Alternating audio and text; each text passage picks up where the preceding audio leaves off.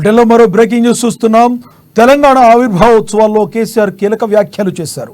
తెలంగాణ భవన్లో ఏర్పాటు చేసిన రాష్ట్ర అవతరణ దశాబ్ది వేడుకల్లో తొలుత అమరవీరులకు కేసీఆర్ నివాళులర్పించారు. ఆవిర్భావ దినోత్సవం రోజు ఉద్విగ్నమైన క్షణమన్నారు. తెలంగాణ అంశం గతంలో పరిహాస్యాస్పదం ఉండేదని, రాజకీయాల కోసం చాలామంది తెలంగాణ ఉద్యమాన్ని ప్రారంభించారన్నారు. గతంలో తెలంగాణ అనే పదాన్ని పలకవద్దని స్పీకర్ అసెంబ్లీలో అన్నారని గుర్తు చేశారు. ప్రొఫెసర్ జయశంకర్ ఆజన్మ తెలంగాణ వాది అని, ఈ సమయంలో జయశంకర్ను స్మరించుకోకుండా ఉండలేమన్నారు. ప్రొఫెసర్ జయశంకర్ వంటి మనుషులు అరుదుగా ఉంటారని తెలిపారు. తెలంగాణ కోసం రాజీ లేని పోరాటం చేసిన జయశంకర్ తనతో ఉండేవారని కేసీఆర్ గుర్తు చేసుకున్నారు. ఇక గతంలో భరించలేని అమానుషానికి తెలంగాణ లోనైందన్నారు. ఆ విషయాలను తలుచుకుని బాధపడేవాళ్ళమని తెలిపారు. 1969లో ఉవ్వెత్తున ఉద్యమం ఎగిసిందని, చాలామంది పెద్దలు అప్పుడు పోరాటం చేశారని కేసీఆర్ రిమైండ్ చేశారు.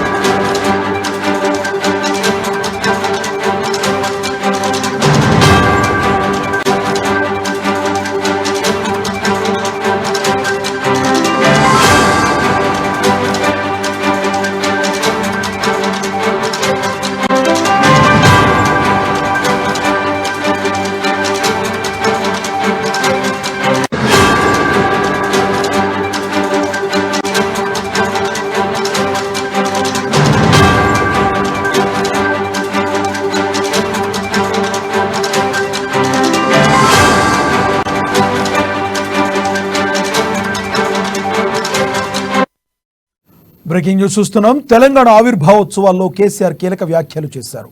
తెలంగాణ భవన్లో ఏర్పాటు చేసిన రాష్ట్ర అవతరణ దశాబ్ద వేడుకల్లో తొలుత అమరవీరులకు కేసీఆర్ నివాళులర్పించారు. ఆవిర్భావ దినోత్సవం రోజు ఉద్విగ్నమైన క్షణమన్నారు. తెలంగాణ అంశం గతంలో పరిహాస్యాస్పదంగా ఉండేదని, రాజకీయాల కోసం చాలామంది తెలంగాణ ఉద్యమాన్ని ప్రారంభించారన్నారు. గతంలో తెలంగాణ అనే పదాన్ని పలకవద్దని స్పీకర్ అసెంబ్లీలో అన్నారని గుర్తు చేశారు. ప్రొఫెసర్ జయశంకర్ ఆజన్మ తెలంగాణ వాది అని, ఈ సమయంలో జయశంకర్ను స్మరించుకోకుండా ఉండలేమన్నారు. ప్రొఫెసర్ జయశంకర్ వంటి మనుషులు అరుదుగా ఉంటారని తెలిపారు. తెలంగాణ కోసం రాజీ లేని పోరాటం చేసిన జయశంకర్ తనతో ఉండేవారని కేసీఆర్ గుర్తు చేసుకున్నారు. ఇక గతంలో భరించలేని అమానుషానికి తెలంగాణ లోనైందన్నారు. ఆ విషయాలను తలుచుకుని బాధపడేవాళ్ళమని తెలిపారు. 1969లో ఉవ్వెత్తున ఉద్యమం ఎగిసిందని, చాలామంది పెద్దలు అప్పుడు పోరాటం చేశారని కేసీఆర్ రిమైండ్ చేశారు. ఊహించుకుంటేనే కొంచెం ఇప్పుడు కూడా దుఃఖం వచ్చేటువంటి పరిస్థితి. యావత్తు తెలంగాణ, ఇంచుమించుగా మొత్తం తెలంగాణ వరుస కరువులకు, వలసలకు, కరెంటు కోతలకు, ఆత్మహత్యలకు, చేనేత కార్మికుల ఆకలి చావులకు ఒక భయంకరమైనటువంటి దృశ్యంగా, చాలా చాలా బాధ కలిగించేటువంటి, భరించలేనటువంటి అమానుషమైనటువంటి ఒక పరిస్థితికి లోనైన తెలంగాణ. నేను కూడా ఆ రోజు అధికార పదవులలో ఉన్నా, మంత్రిగా పనిచేసిన, ఎమ్మెల్యేగా పనిచేసిన, చాలా సుదీర్ఘకాలం పనిచేస్తాం.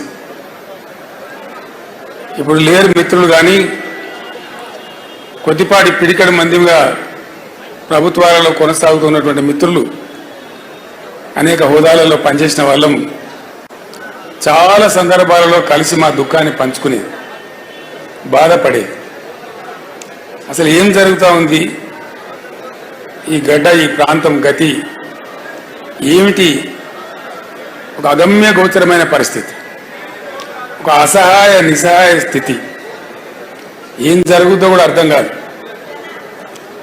నేను ఎమ్మెల్యేగా ఉండే టైంలో మన తెలంగాణ ప్రాంతానికి సంబంధించినటువంటి ఒక 25-30 మంది శాసనసభ్యులతోని కనీసం ఒక 30 సార్లు సమావేశాలు పెట్టినాం.